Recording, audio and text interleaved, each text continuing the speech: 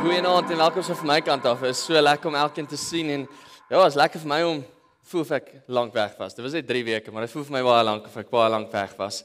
En is so lekker om almal te sien en ek is regtig so excited oor vanaand se boodskap en eintlik oor die reeks. So as jy nie is hier so 'n spesiale woord van welkom aan jou. En ek glo regtig dat vanaand tot groot seën van jou gaan wees. En as jy hier sit en jy is nog nie heeltemal seker of kerk vir jou is nie, jy is nog nie heeltemal seker of jy heeltemal glo in hierdie hele konsep van bymekaar kom en die redder van die wêreld, die God van die heelal te loof en te prys nie. Ek wil regtig hê jy kan heeltemal ontspan vanaand. En weet, ons gaan oor 'n lekker onderwerp praat wat baie mense oor wonder, baie mense vra oor het. Maar voor ons by daai vrae uitkom, wil ek graag 'n storie vertel van hoe ons by hierdie tema van vanaand gaan uitkom. So die storie gaan so 2019 einde van die jaar besluit ek om seker een van die beste besluite van my lewe te maak. En as jy hier sit en jy het nog nie daai besluit gemaak nie, maak hom binnekort. Want as ek geweet het hoe lekker die huwelik nou is, het ek nog vroeër getrou. Nou ek het bietjie vroeg getrou, ek het getrou op 22 wat redelik jonk is en ek dink nie dit sal goed wees Katkasant om volgende jaar getrou te raak nie.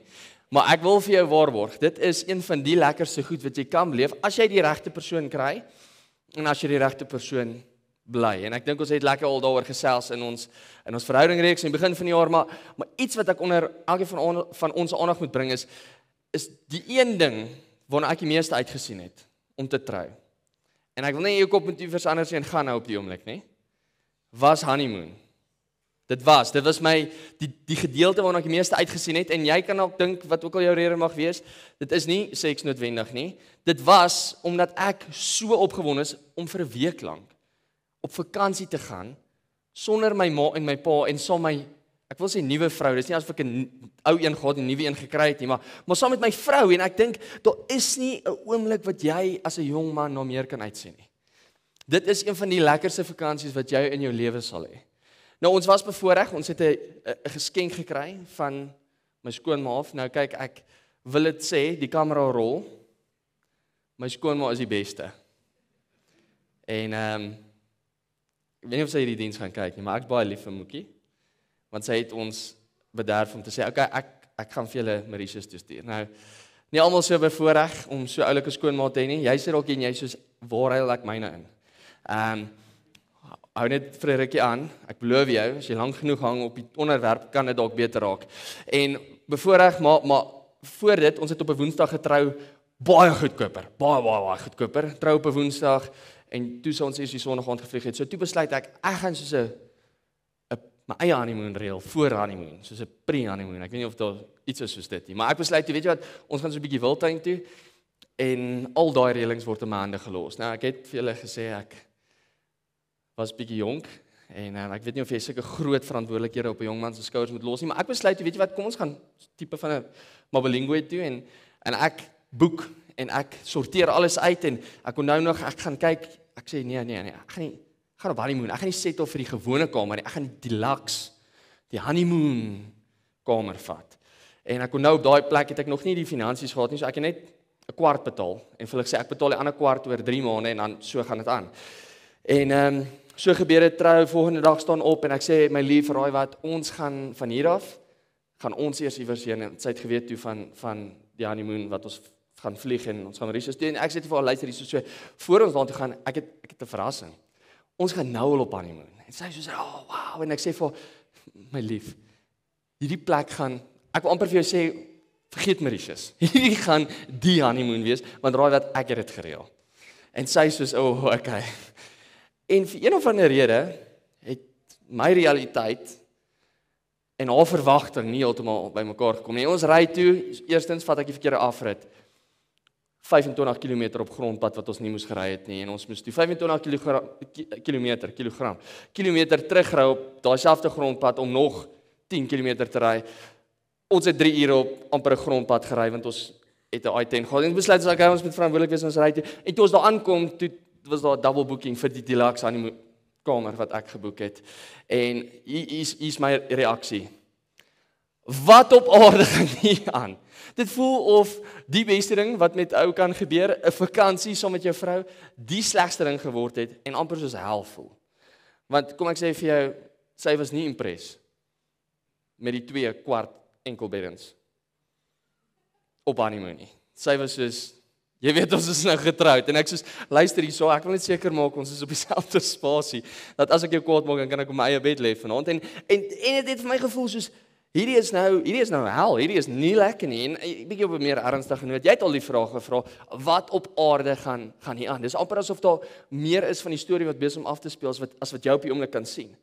En ek wil eintlik verder gaan, miskien is dit vir jou iets baie eenvoudig. Jy het gedink jy het eksamen onderjaag. Jy het gedink, luister hierso, ek het geleer wat ek moes leer. Ek het redelik genoeg gedoen om te weet dat ek die punte gaan kry wat ek moet kry. En die realiteit was nie dieselfde nie, en ek ken die gevoel, glo my. Miskien is dit ook so 'n klein bietjie meer ernstiger. Jy het gedink, okay, luister hierso, ek en die vriende wat ek nou het, luister, ons sal altyd mekaar se rug hê. Altyd by mekaar staan, bloedbroers, beste vriende, ons het mekaar. En die eerste oomblik, vir so 'n klein bietjie konflik was, het jy gedink, hoe op aarde het hierdie gebeur? Jy sê ook, en jy het ook op 'n projek gewerk, en dit was dalk jou favourite projek, en jy het gedink jy's besig om hierdie ding te nail, en toe jy weer sien, toe het jy nie regtig meer 'n projek om aan te werk nie, en jy het ook nie meer 'n werk nie. Die realiteit is nie wat jy gedink het dit gaan wees nie. En het jy al op 'n plek jouself gevind waar jy dink dit kan nie beter gaan in terme van jou verhouding met die Here nie. Jy's op 'n goeie spasie, jy lees Bybel, jy kom Sondag aan 'n kerk, ek meen van julle was Sondagoggend ook hierso gewees, en dis ekstra punte. En jy dink by jouself, maar dit kan nie beter geestelik gaan nie, en as jy weer sien, vind jouself op 'n spasie waar lewe so 'n klein bietjie soos hel voel. Dit is nie lekker nie, dis sleg, en jy vra jouself, hoe op aarde het ek hier gekom? Hoe het ek op 'n plek gekom waar ek voel soos wat ek nou voel? Soos ons besig met die reeks, hemel, hel en alles tussenin. En ons gesels so klein bietjie meer oor die tussenin, as wat ons enigstens gesels oor hemel en hel, en ons gaan baie raak aan hemel en hel, want dit gaan ook oor hoe dit by mekaar kom, en wat ons kan beleef hier op hemel en aarde.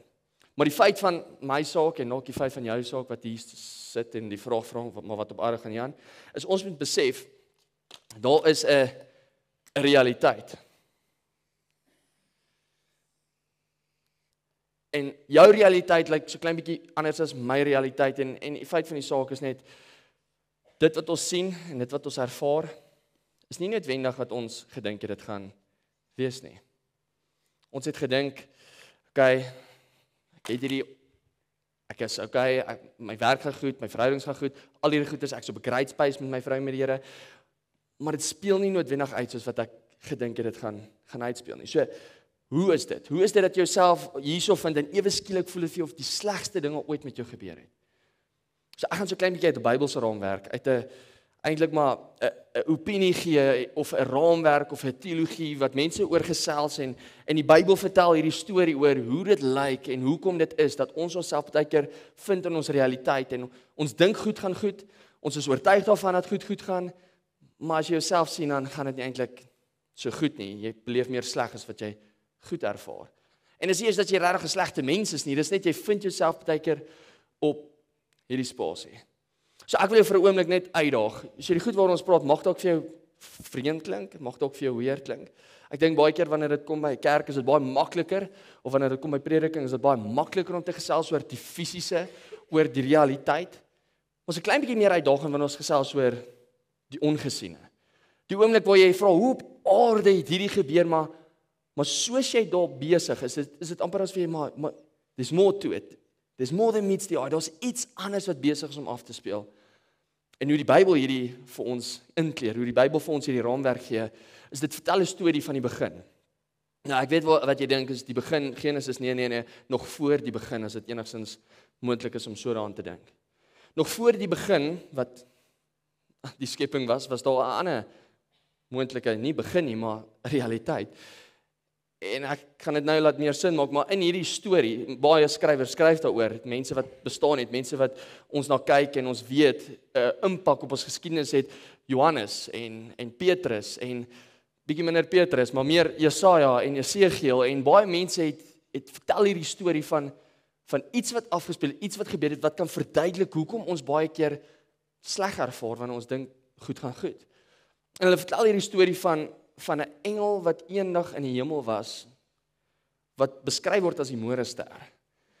Nou die actual naam wat gebruik word om hierdie engel te beskryf is Lucifer. Nou wat gebeur het is Lucifer was 'n sekere engel gewees wat 'n ongelooflike hoë rang gehad het tussen die engele. 'n Ander vertaling of 'n ander woord wat gebruik word is gerib. Maar wanneer dit kom by snaakse woorde, gaan ek altyd leun na my partner in crime toe. Gerib is die regte woord. Natuurlik. Ek het my navorsing gedoen natuurlik. En 'n gerib is 'n soort van 'n engel wat 'n sekere rang het, veral die bedekkende gerib, en ek wil jou regtig vra, as hierdie nie nog vir jou sin maak nie, dit gaan nou mooier sin maak, en as jy meer navorsing wil doen, asseblief, jy gaan dit so baie geniet. Maar in elk geval, hierdie engel, Lucifer, wat 'n baie hoë rang het, is een van die hoogste gerangde engele, en sy werk is om te gaan en die wette, en die orde, en alles wat daarmee saamgaan, te beskerm. Hierdie engel is deel van om die orde van hemel te onderhou. En baie van die lofpryse aanbidding en baie van die goed wat moet gebeur is hy een van die mense wat half 'n channel is vir God om eer en glorie te ontvang, en op 'n dag besluit Lucifer, hierdie engel, dat hy weet nie of hy heeltemal hierdie wil doen nie. Hy weet nie of hy heeltemal wil rapporteer nie. Hy wil nie heeltemal al die eer wat hy besig is om te wys na God toe en te wys dat hy die skepper is en dat hy so goed is. Hy begin op 'n plek waar hy voel hy wil dit so klein bietjie vir homself, en ons so klein bietjie van 'n rebellie. Ons so klein bietjie van 'n oeroue oorlog wat besig is om af te speel. En wat gebeur toe is die Here God besluit toe hy skop die engel uit die hemel uit.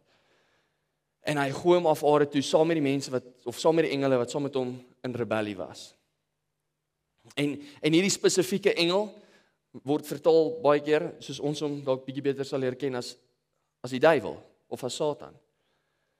En hulle word uit die hemel uitgeskof vir hulle rebellie, en die feit dat hulle nie saamgewerk het, wou rapporteer en God al die eer moet gee wat hom toekom, omdat hy letterlik perfek is nie.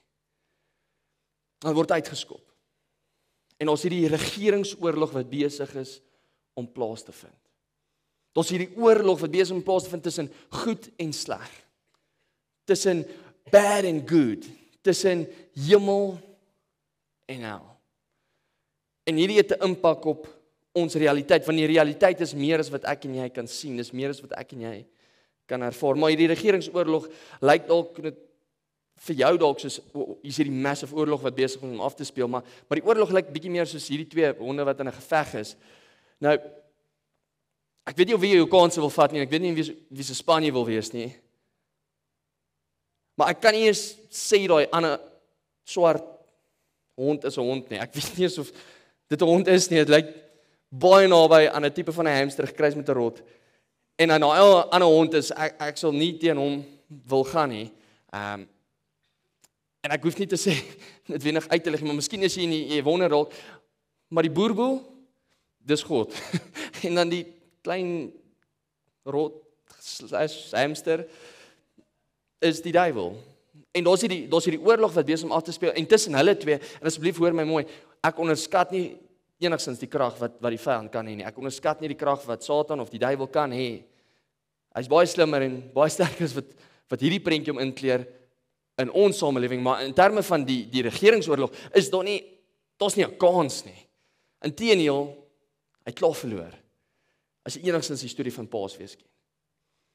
Maar in hierdie oorlog wat besig om af te speel, kom Johannes en hy beskryf eintlik. Die Here vat hom in 'n visioen en weer eens dalk is hierdie vreemd vir maar ek vra jou vir 'n oomblik lê in en vat 'n kans op hierdie wat Johannes besig is om vir ons te vertel oor hierdie storie. Ons lees dit in Openbaring 12 vers 9 en beskryf eintlik hierdie waar hy gepraat het. Die reuse draak, 'n ander vertaling verwys na die gevalle engel, is uitgegooi uit die hemel uit.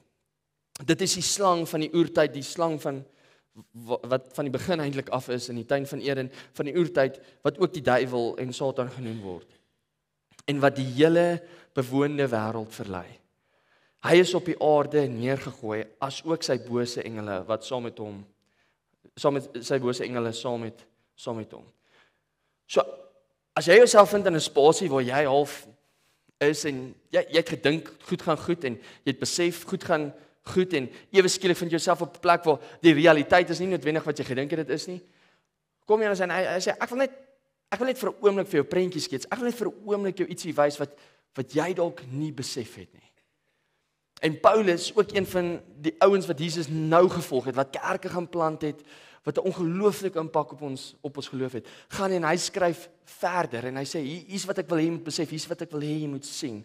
En hy skryf hierdie in Efesiërs 6 vers 12, hy sê, want ons stryd is nie teen mense nie, maar teen bose regeerders en maghebbers, teen die geeste van die heerskappy in hierdie donker wêreld, wat uitoefen, teen die bose geeste in die hemel ruimte. So wat Paulus hier probeer beskryf is, hy sê, daar's iets wat besig om af te speel, daar's 'n verskil tussen wat ek en jy net sien as realiteit, en daar's iets wat 'n impak het op ons realiteit. En hierdie goed wat hy beskryf is, daar's twee rykdomme, daar's twee magte, wat ons ervaar as hemel en as hel. En hierdie rykdomme en hierdie magte het 'n impak op wat ek en jy ervaar in ons samelewing. Daar's oomblikke wat ons hierdie ervaar, daar's oomblikke wat ons iets van hierdie sien. En dan is daar oomblikke wat ons dink alles gaan goed en ons besef alles is goed en ons verstaan nie, want ons probeer redelik die reëls volg, ons probeer redelik onsself op 'n plek kry waar ons onsself toegewyn maak aan Here, waar ons so klein bietjie van hierdie ervaar. En Paulus maak dit baie duidelik dat daar's 'n vyand wat my en jou probeer verlei van hierdie af. Daar's iets van 'n hemel en daar's iets van hel en iewers in ons realiteit ontmoet hulle mekaar en beleef ons iets van dit. Nog liedjie in die begin. Ek mag nie eintlik sing nie. Maar hier's ek love daai liedjie. Place on earth, heaven is. Ek dink ek sal audisies eendag doen. Sodra ek 'n bietjie groei in my conference om te sing, maar dis letterlik hierdie, dis hierdie wat ons beleef en ervaar wanneer iets so goed voel en so bonatuurlik voel, dis hierdie. Hoe anders kan 'n mens beskryf dat wanneer iets gehoorsaam moet wees aan 'n wet, wanneer daar 'n diagnose is, wanneer iemand gediagnoseer word met 'n siekte, met iets wat sleg is, iets wat nie goed is nie, dat daar 'n wonderwerk kan plaasvind. Want in die hemel is alles goed, in die hemel is alles gesond. Hoe is dit moontlik dat in ons realiteit waar daar sekere reëls is dat iets kan gebeur? In dieselfde asem, hoe is dit moontlik dat wanneer ons iets goed beleef en ons is op 'n goeie plek en ewe skielik ervaar ons hierdie waar daar net dood is en siekte is en sleg is. En Paulus skryf en hy sê hier's wat ons moet besef in die volgende. In Galasiërs 5 vers 17 dan sê, wat ons sondige natuur begeer is in stryd met wat ons gees wil, en wat die gees wil is in stryd met wat ons sondige natuur begeer. Hy beskryf dat hier amper 'n fight is wat besig is om af te speel. Dat dit wat goed is en dit wat van ons hou en dit wat ons graag wil in stryd is met dit wat sleg is. En ons is gebore in hierdie wêreld wat baie keer ons neig na hierdie kant toe. Ons is getrek na hierdie kant toe want hierdie kant is baie makliker. Hierdie kant is baie eenvoudiger. En Paulus beskryf hier en hy sê baie keer dan vind ons osself in 'n realiteit en ons hierdie fight wat besig is om af te speel in hierdie laaste gedeelte van die teksgedeelte is ek maar oor. Hy sê hierdie twee staan lynreg teenoor mekaar. En daarom kan julle nie doen wat julle graag wil nie. En Paulus beskryf hierdie baie mooi. Jy sit hier en elkeen van ons het 'n vrye wil, besef dit en weet jy het 'n keuse altyd. Maar die keuse, dink ek baie keer, is ons is oortuig daarvan dat ons nie val in een van hierdie kategorieë nie. Ons kan net val net waar ons wil. Is ek het eintlik self die mag om te kan kies na watter kant toe ek lê. Ek het self die vermoë om dit te kan doen. En Paulus maak dit duidelik dat ons is eintlik so goed nie. Ons word definitief begeer deur een van hierdie twee rykdomme, een van hierdie twee magte sonder dat ons dit besef. En ek wil jou ook vanaand laat weet, jy soos iemand Jonathan. Probeer jy sê ek se duiwel aanbidder? Nee, glad nie. Glad nie. Maar dis presies wat die duiwel wil hê. Dis presies wat die vyand wil hê, is hy wil ons aandag aftrek van wat hierdie kan wees wat hierdie is wat mense trek na hierdie toe. Is hy wil kom met 'n slinkse plan. 'n Fyn manier. Dalk 'n konfliksituasie tussen jou en vriende. Net ek meen, kom aan. Ek het dit vroeër genoem. Jy dalk al goeie vriende gehad.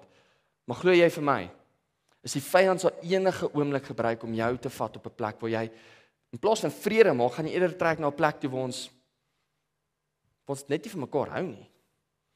Teenoor sekere spasies haat hulle mekaar.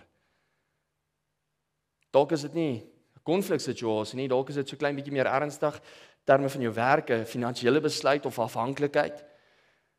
Is jy weet en jy wil so graag die regte ding doen, maar die vyand kom en hy oortuig jou met 'n slinks manier om vir jou te sê gebruik net hierdie nie gaan vir 'n oomblik dink jy voel hierdie maar sodra die ding verby is, sodra die geld weg is, sodra die oomblik van hierdie haai weg is, dan val jy eintlik maar in daai gedeelte. Asseblief hoor my mooi, dit beteken ook nie as jy heeltyd leef volgens God se wil en gehoorsaam is dat jy nooit hierdie gaan beleef nie. Hoor my ook volgens dit want iemand anders se realiteit het 'n impak op jou. Maar wat Paulus hier probeer sê is daar gaan fyn maniere wees hoe ons heeltyd getrek gaan word na hierdie toe. As ek net dink aan huwelike oor die algeheel, is huwelike probeer altyd, hy vind hulle self op 'n plek en besef nie, jy is nie veronderstel om teen mekaar te beklei nie. Jy is veronderstel om te beklei vir mekaar.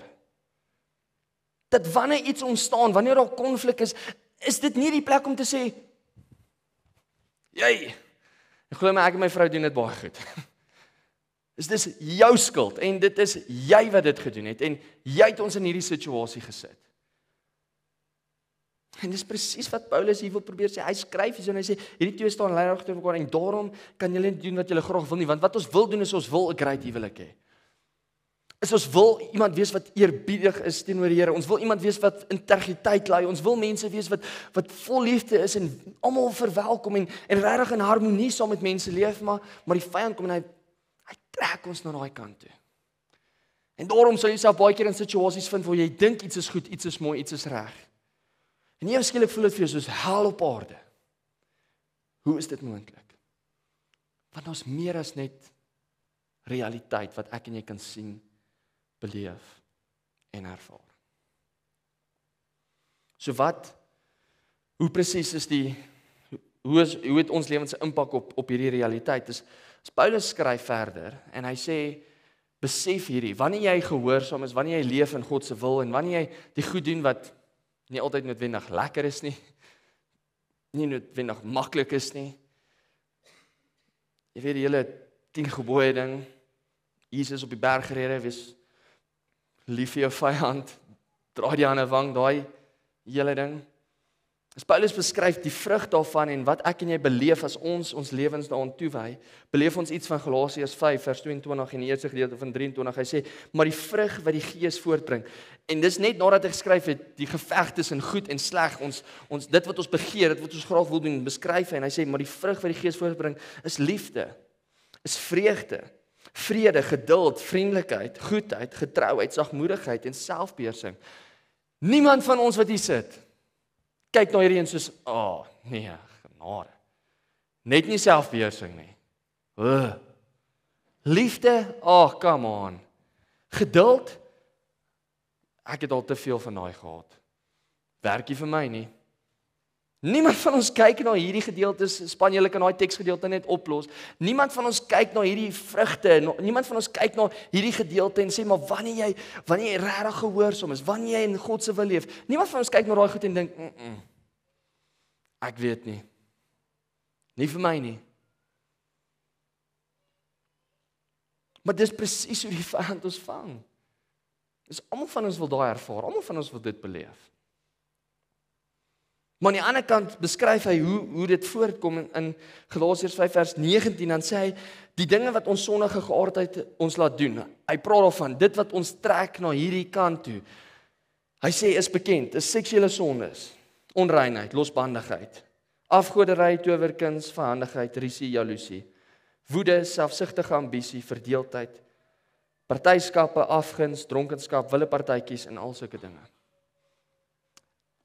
En ek dink dis waar kerk baie keer die fout maak. Dis waar predikers baie keer die fout maak. Is baie keer probeer ons so klein bietjie om hierdie goed dans. Ons probeer dans om losbandigheid, ons probeer dans om seksuele sonde, want ons en hoor my die uitnodiging is wyd. En ek hoop regtig dat laasweek so mooi ingesink het. Dat goeie mense gaan nie hemel toe nie. Mense wat in Jesus glo gaan hemel toe. Maar op grond daarvan, mense gaan nie hemel kies as hulle heeltyd hierdie sien nie. En daarom moet jy besef, Jesus nooi ons uit om te sê, maar ek wil hê julle moet mense iets van hierdie realiteit wys. Ek wil hê mense moet wonderwerke sien, ek wil hê mense moet liefde sien, ek wil hê mense moet vrede sien. Hy nooi ons uit om in daai te gaan leef, maar ons is baie keer sag as dit kom by konfrontasie. Ons is baie keer sag om te sê wat verkeerd is verkeerd en wat reg is reg. En hoor my mooi, ons as 'n gemeente streef daarna om dit 'n plek te maak waar enigiemand welkom is. En dit is so. Dis wat Jesus gedoen het, dis wat ons geleer het. Maar as hierdie prentjie wat in ons kop opkom en ons gesels baie keer daaroor, ons is besig in hierdie proses, dat wyd is die uitnodiging. Maar nou is die waarheid. Dis baie makliker om hierdie te voel en te ervaar, maar iewers moet ons, nadat ons verhouding gebou het, nadat ons 'n klein bietjie in 'n vriendskap staan, nadat ons saam met mense in 'n plek kom met waar ons 'n verhouding is, waar ons 'n klein bietjie vertrou is, iewers moet daar hierdie gebeur. En sê maar, hierdie is wat die waarheid is. Dis nie goed om hierdie te ervaar of hierdie te beleef nie. En daarom, eenvoudige goed soos dit waar Paulus geskryf het in 1 Korintiërs, vlug van seksuele immoraliteit. Is hoe baie hoor ons goed van wat is die impak van hierdie op ons? Ons doen nie. So ons praat nou en dan miskien oor die ongemaklike woord wat ons nie regtig wil sê en 'n seks. Maar Paulus maak dit duidelik, God maak dit duidelik wat sy hart is wanneer dit kom by seks. Dit is 'n tool, dis 'n ding vir die huwelik, dis iets wat jy moet gebruik. Maar as jy dit nie gesond gaan gebruik nie, as jy jouself gaan vind in spasies en weer eens hier soos dalk waar kerk bietjie meer die fout maak is ons praat, moet net nie seks hê vir die huwelik nie, maar wat van 'n stap te ver gaan? Wat van so losbandig wees en net doen wat jy wil en masturbeer? Wat van goed soos daai, en dis waar ons lyne moet trek om te sê, maar seksuele immoraliteit lei jou na 'n plek toe waar jy wegbeweeg van wat hemel op aarde kan wees. Oor waar jy God se teenwoordigheid kan ervaar. So ons moet na hierdie onderwerpe toe begin duik. Die ander een is liefde vir geld. Hemel moet net nie oor geld praat nie. Net nie geld. Kyk, ons kan praat oor seks. Dit is nog fyn. Maar geld? En asseblief hoor my, geld is nie sleg nie. Die liefde vir geld, hy maak baie die liefde vir geld. Die liefde om te sê, maar ek wil meer geld, ek wil meer tyd spandeer om geld te maak as wat ek soms met my vrou spandeer. Ek wil meer tyd spandeer om geld te maak, om 'n toekoms te bou vir my familie as wat my kinders my ooit sien. Dit is nie besig om hemel op aarde te kweek nie. Dit is besig om jou weg te vat van wat God jou voorgeroep het. Waarvoor jy geroep het, is om hierdie vir mense moontlik te maak in realiteit. Ander enetjie is moet jy nie deur enigiets laat beheer word nie. En hierdie is 'n ding wat ek dink verskil van persoon tot persoon. Is wat my beheer en wat jou beheer is nie dieselfde ding nie. Is miskien is die ding wat my verlang beheer het pornografie en masturbasie. Miskien is die ding wat jou beheer so klein bietjie meer van 'n dwelm. Dalk is dit 'n tipe van 'n afhanklikheid wat jy nie in jou lewe wil hê nie. Dit verskil van persoon tot persoon. Dit kan selfs roem en sukses in sosiale media wees. Dit kan selfs net om heeltyd op jou foon te sit en nie genoeg te kry van heeltyd na mense kyk en jouself vergelyk en kyk hoeveel likes kan jy kry nie. Dis 'n ding wat jou weghou van wat hemel op aarde kan wees. En hoor my, al hierdie goed het sy plek. Is uitnodiging is baie wyd. My waarheid is baie nou. En dan skryf Markus hierso. Markus dalk nie noodwendig die skrywer gewees nie, maar die een wat getuig het. Hy sê hulle wat deur God verbind is, moet nie skei nie.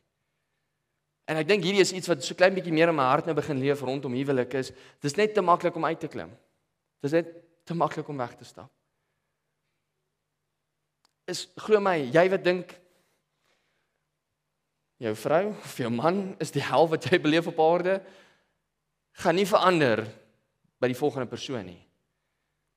As jy nie deur daai konfliksituasie kan werk en leer hoe om onselfsugtig lief te hê nie, gaan jy in elk geval nie op 'n plek kom waar jy 'n beter huwelik gaan ervaar nie. Die uitnodiging is baie wyer. Maar die waarheid is nou. Asseblief hoor my mooi, my hart met hierdie is om 'n prentjie en 'n ding te skets waar ons moet besef dat ons gehoorsaamheid, ons getrouheid aan ons verhouding met Jesus, het verseker 'n direkte impak op jou realiteit. En andersom ook. En dit hoef nie seks, drugs en rock and roll te wees nie. Dit kan eenvoudig net op 'n plek wees waar jy nie gehoorsaam is aan hom nie. Waar die uitnodiging is maar waar hy sê maar kom spandeer tyd saam met my. En ons loop weg. Waar hy sê maar ek wil hê jy moet jouself vind in 'n gemeenskap, jy moet betrokke raak, jy moet jouself gee vir die koninkryk en ek stap net weg. Dit kan iets so eenvoudig wees soos net om ongehoorsaam te wees aan 'n eenvoudige uitnodiging saam met hom. So jou gehoorsaamheid het 'n direkte impak op jou realiteit. En ek sê 'n spooky spiritual persoon nie. Ek sê 'n persoon wat elke keer as hy iets beleef, duiwel, ek het jou. Daar's hy. Maar die realiteit is jou mooiste vriendskappe, jou mooiste huwelik, jou kinders, jou beste eienskappe, het verseker die vermoë waar jy kan ervaar dat hierdie wat jy nou het hel is. En weer eens, daardeur waarborg ek nie glad nie dat hierdie nooit gaan gebeur nie. Ander mense se realiteit op impak op jou realiteit. Maar die uitnodiging is om te besef dat die realiteit wat jy dink realiteit is nie so eenvoudig soos dit wat ek sien en dit wat ek beleef net hier voor in my oë nie. As die vyand sal kom en hy sal jou kom verdraai, manipuleer, om na daai plek toe te begin beweeg. En as jy sit en jy is nog heeltemal seker oor hierdie hemel en hel ding en hierdie demone en engele ding en jy is nog heeltemal op daai trein nie, ek nooi jou uit. Dit waar die skrywers geskryf het, dit waar Jesus self gepraat het. Probeer dit. Probeer gehoorsaam wees, probeer in 'n plek kom waar jy so naby aan hom probeer loop en kyk wat's die effek wat dit op jou verhoudings gaan hê. Kyk wat's die effek wat dit op jou huwelik gaan hê. Kyk wat's die effek wat dit op jou lewe gaan hê. En wat dan gaan gebeur is Jesus sê maar okay. Ek wil hê jy moet vir ander mense wys hoe lyk hierdie. As jy hier sit vanaand vir die eerste keer en jy het al so baie van hierdie beleef. Ek kan nie anders as om te sê ek is genuine jammer nie. Ek weet hoe dit voel. Ek weet hoe dit is. Dit sak. Maar dit hoef nie so te wees nie. So ons liefdevolle Vader nooi ons uit om deel te wees van sy rykdom, van sy realiteit. Alles perfek is. So ek wil net hê al wat jy moet gaan doen is daar's Ons nie, okay, hier is die een ding wat jy moet gaan doen nie. Hier is die een ding wat ek jou nou uitnooi. Gaan dink net oor hierdie. Jy hoef niks te doen nie, jy hoef nie nou te begin met 'n Bybelplan. Gaan dink net oor hierdie. Gaan dink net oor die feit dat jou realiteit wat jy sien en ervaar nie die enigste realiteit is nie. As mense gaan kyk na wetenskap, verder uitbrei, daar is bewyse dat daar meer as een riem is. Verseker. Maar gaan oorweeg net, gaan dink vir 'n tyd lank oor hoe dit sal lyk om te leef in hierdie spasie. Hoe dit sal wees om dit wat jy ervaar as sleg en nie lekker nie, 'n bietjie meer in daai spasie in te beweeg. En dan wat ons gaan doen is, ons gaan volgende week wegspring. Ons so klein bietjie gaan gesels oor, nie dalk net noodwendig rykdomme, hemel en hel en die invloed wat dit mag hê in jou realiteit nie, maar ons 'n klein bietjie oor, letterlik, wat is die krag wat demone het op ons lewens? Wat is die krag wat engele op ons lewens het? En al sulke ander goeders. Ons is bevoorreg, ons gaan volgende week 'n paneel wees, want kyk, jy kan my dalk alleen los vir 'n oomblik. Ek kan vir Tommy vir 'n bietjie langer oomblik alleen los. Maar genade, as jy vir Marius het, moet hom nie te lank alleen los nie. So ons gaan volgende week ons so klein bietjie gesels oor daai onderwerp, en dan wil ons jou nou begin voorberei en jou begin uitnooi.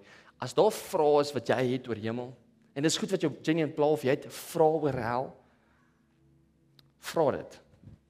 Ons gaan die laaste week die geleentheid hê om vrae te vra. Jy kan uit die gehoor uit 'n vraag vra, hoe dit ook al nog lyk, probeer ons nog uitfigure of dit 'n WhatsApp is of 'n boodskap is of sommer net 'n mic. En sê maar vra jou vraag, en dan gaan ons so ver as moontlik, so skriftuurlik, natuurlik net op die skrif gebaseerd, vir jou 'n antwoord gee op die vraag wat jy dalk het.